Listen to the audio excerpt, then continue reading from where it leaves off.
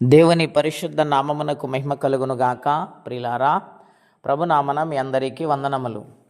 దేవుని వాక్యం ధ్యానిందాము. యెషయా గ్రంథం 54వ అధ్యాయము 10వ వచనం. పర్వతములు తొలగినను, మెట్టలు తత్తరిల్లినను, నా కృప నిన్ను విడిచిపోదు. సమాధాన విషయమైన నా నిబంధన తొలగిపోదు. ప్రియమైన దేవుని బిడలారా, పరిశుద్ధాత్మదేవుడు ఈ దినమున మాట్లాడుచు ఉన్నారు. నాటి కాలంలో ఇశ్రాయేలు ప్రజలను గూర్చి వాగ్దానము రాయబడింది. ఆయన ఎంత గొప్ప వాగ్దానము చేస్తున్నాడంటే, పర్వతములు తొలగిపోయినను, మెట్టలే తెత్తరిల్లినను, నా కృప ఎన్నడూ నిన్ను విడిచిపోదంటూ ఉన్నాడు. దేవుడు ప్రేమామయుడు, దేవుడు కరుణించువాడై ఉన్నాడు. ఆయన కృపగలిగిన దేవుడు. ప్రతి ఒక్కరిని ప్రేమించిన ఆ దేవుడు ఇశ్రాయేలును గూర్చి ప్రత్యేకంగా మాట్లాడుతూ, నా కృప నిన్ను విడిచిపోదు, నా కృపలో ఎల్లప్పుడూ నిన్ను కాపాడుతూ, నీకు తోడయుండి నిన్ను విడవకుండా నేను నీ యొక్క స్థితిగతులను మారుస్తాను, నా కృపచేత నిన్ను నింపుతానని దేవుడు మాట్లాడుచు ఉన్నాను. అదే మాట ఉదయకాల సమయంలో మనందరితో దేవుడు మాట్లాడుతున్నాడు. ఆయన కృప మనల్ని ఎన్నడూ విడిచిపోదు.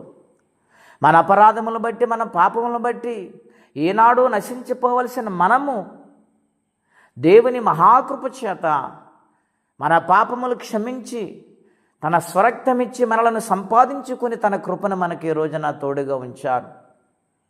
ఈ ఆరోగ్యము, ఆయుష్ను, అన్నవస్త్రము, నీడను, క్షేమమును ఎవరిచ్చారు? ఆయన కృప కాదా? ఆయన సన్నిధిలో ఉండే భాగ్యము ఆయన మనకిచ్చున్నారు. అందుని బట్టి ప్రభుని స్తుతించి వారమై మనం ఉండాలి. దేవుని బిడ్డలారా, సమాధానమైన నిబంధన ఆయన మనకు అనుగ్రహిస్తూ ఉన్నాడు. ఆయన సెలవిస్తున్న మాట కడవరకు కూడా నడిపిస్తూ ఉంది. అంత గొప్ప దేవుడు మన దేవుడు. గనుక ప్రిలారా, దేవుని కృప ప్రతి ఒక్కరికి తోడై ఉంటుంది, మనందరికీ తోడై ఉంటుంది. సమస్యలు ఉన్నాయని, ఇబ్బందులు ఉన్నాయని, బలహీనతలు ఉన్నాయని భయపడుతున్నావా? ప్రభుని క్షమాపణ కోరి, ప్రభువా నీ కృప నాకు తోడుగా ఉంచిన ప్రతి మాలకు దేవుడు అంటూ ఉన్నాడు, దావీదుకు చూపిన శాశ్వత కృపను నీకు చూపుతానంటూ ఉన్నాడు. అంటే దేవుడు ఎంత కృపామయుడు, ఆయన కృప ఎంత గొప్పది. గనుక దేవుని కృపలో మనం ఎల్లప్పుడూ కూడా దీవించబడి ఆయన సన్నిధిలో సాగిపోదుముగాక. ప్రార్థన అండి. అత్యంత కృప కలిగిన దేవా, మహోన్నతమైన మీ నామం కొరకే వందనాలు. ఈరోజు ప్రత్యేకంగా మాతో మాట్లాడుతూ వాగ్దానం చేశారు, నా కృప నిన్ను విడిచిపోదు. అవును ప్రభువా, నీ కృపలో మమ్మల్ని కాపాడుతున్నావు. ఏమిచ్చి మీ రుణము తీర్చగలం? మా జీవితాలు మీకు సమర్పణ. ఎవరే కష్టములు, బాధలు, ఇబ్బందులు, శ్రమలో ఉన్నారో వారికి కూడా కృపను అనుగ్రహించి సహాయం చేయండి. ఈ దినము దీవెనకరంగా మార్చండి.